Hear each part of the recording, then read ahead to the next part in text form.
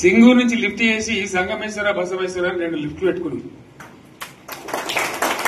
2 తాలూకాలకు రెండింటికి కూడా లక్ష ఎకరాల పైచీలకు వచ్చేట్టు ఎకరాల నీళ్ళ చెట్టు పెట్టుకున్నాం. మళ్ళీ మన నుంచే కావాలి, మళ్ళీ ఇది లైన్లోకి రావాలి. అందరు మంచిగా ఉండాలి. ఎందుకంటే మనకు మన పార్టీకి కులం లేదు, మతం లేదు, జాతి లేదు. తెలంగాణలో ఉన్న ప్రతి బిడ్డ మనోడే.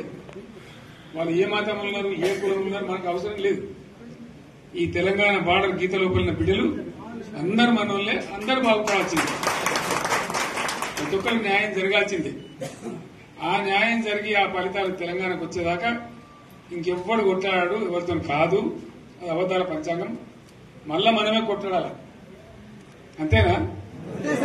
పక్క మాటేనా ఇది? కొట్లాడదాం కదా. ప్రాణం పోయినా సరే తెలంగాణకు రక్షకులు మనమే. తెగించి కొట్లాడాల్సిందే. తెలంగాణ హక్కులను కొట్లాడాల్సిందే. మనమే కొట్లాడి తీరాల్సిందే. అనే రెండవ మాట లేదు. కాబట్టి దయచేసి అవసరమైన సందర్భంలో మీ జిల్లా నాయకులు పిలిపిస్తారు, రాష్ట్రం నుంచి నేను కూడా పిలిపిస్తాను. మీరు సిద్దపడి ప్రత్యక్ష ప్రజా పోరాటాలు లేవదీసైనా సరే మన ప్రాజెక్టులు సాధించుకోవాలి, మన నీళ్లు సాధించుకోవాలి, మన ప్రజలకు అన్యాయం జరుగుతుంటే ఎదురు తిరగాలి, కొట్లాడాలి. తప్పకుండా ప్రజలకు న్యాయం చేసేదాకా మనం ముందుకు పోతూనే ఉండాలి. తెలంగాణ కోసమే బయలుదేరిన జెండా గులాబీ జెండా. తెలంగాణను సాధించింది గులాబీ జెండా. తెలంగాణను మంచిగా చేసి లైన్లో పెట్టింది గులాబీ జెండా. భారతదేశంలో నంబర్ 1 అనేక విషయాల్లో చేసి సాధించి చూపెట్టింది గులాబీ జెండా. ప్రాజెక్టు చెరువు కింద నీళ్లు తీసుకుంటే బంద్ చేసినాం, నీటి తీరువ రద్దు చేసినాం. అట్లా ఎన్నో సదుపాయాలు చేసుకున్నాం. రైతులు బాగా జరుగుతుండే. అప్పుడప్పుడు ఏమవుతుంది, కొన్ని దుష్ట దినాలు వస్తాయి, చెడు గడియలు వస్తాయి. మనోళ్ళు కూడా అలవోకగా ఓట్లేశారు. మీరు గొప్పలో మీరు మాణిగ్రామం గెలిపించారు. కొన్ని నియోజకవర్గాలలో అత్యాశకు పోయి నేను చెప్పిన కూడా అప్పుడు మంది మాటలు పట్టుకొని మారమానం పోతే మళ్ళీ వరకు ఇల్లు కాలిపోతారు. వీళ్ళని నమ్మితే అమాంతం మింగుతారు, మోసపోతాం. రైతు బంధుకు రామరామ అంటారు, దళిత బంధుకు జై భీమ్ అంటారు. వీళ్ళు ముంచుతారా నాయన అని చెప్పిన ఆయన వాడు తులం బంగారం ఇస్తా, నీకు ఏంటి, నీకు బంగారం వడ్డానం పెడతాను కానీ ఆయన నమ్మి ఏమో మీ సంగతితో చూద్దామని ఆయనతో వేశారు. వేసింది ఇరుకపోయారు, బావిలో పడ్డారు, అయిపోయి ఉన్నాయి అన్ని వీకే. మళ్ళీ మొదటికి వచ్చానా కైలాస మాటలో పెద్ద పంపించినట్టు అయింది. మళ్ళీ అంతే కదా. ఆలోచన లేకుండా ఎటు పడితే అటు ఎవడో ఏదో చెప్తే నమ్మి ఓట్లేస్తే ఏమైంది అనేది ఒక మంచి గుణపాఠం ఇది తెలంగాణ. గ్యారంటీగా మంచిగా సంసారం జరుగుతుంది. తొవ్వకొచ్చినాం, రైతులు ఇంత ముఖం తెలివైతుండ్రి, ఇంత బాకీలు కట్టుకుంటుండ్రి. ఎంతో మంది పాపం సిటీలు వేసుకుందరు, ఏదో వేసుకుందరు. రైతు బంధు పైసలు పడితే ఎంత సంతోషం ఉంటుండే. ఆయన మీద గంగలు గడిచిపోయింది. ఇప్పుడు వాడు ఇతడో ఏడో భగవంతుని కనుక ఇచ్చినా కూడా మోసం. ఏదో మళ్ళీ ఎలక్షన్ కోసం దానికోసం చేస్తారు తప్ప కడుపు నిండా ప్రేమ ఇచ్చేది ఇట్లే ఉంటుందా? సర్పంచ్ ఎలక్షన్ పెట్టింది సార్. మనం ఉన్నప్పుడు కరోనా వచ్చింది. కరోనా వస్తే కూడా నేను రైతు బంధు ఆపలే. కరోనా వచ్చి రాష్ట్రానికి రూపాయి ఆదాయం రాకపోయినా 4-5 మంచి స్కీములు తెచ్చి వాళ్ళకి కాపాడుకున్నాం. గౌరవంగా బతికింది రైతులు. బీమా వచ్చినండి.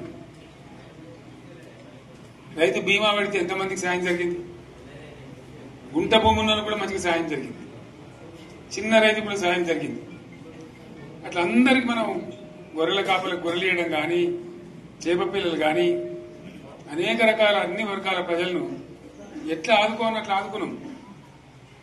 మా తెలంగాణ కదా మేము తెచ్చుకున్నాం కష్టపడి. మా వాళ్ళందరూ పైకి రావాలి. కాంగ్రెస్ గవర్నమెంట్ ముస్లింలు ఓట్లేసుకున్న తప్ప ముస్లింలకు మనం చేసిండ్రా? ఇమాం మౌజాన్లకి మన జీతం ఇచ్చిండ్రా? మనం వచ్చినాకనే ఫస్ట్ టైం వాళ్ళని గుర్తించి వాళ్ళని గౌరవించుకున్నాం. ముస్లిం మైనార్టీ పిల్లలకు, మన గిరిజన పిల్లలకు, మన ఎస్సీ పిల్లలకు, మన బీసీ పిల్లలకు ఎంత మంచి రెసిడెన్షియల్ స్కూల్ పెట్టుకున్నాం.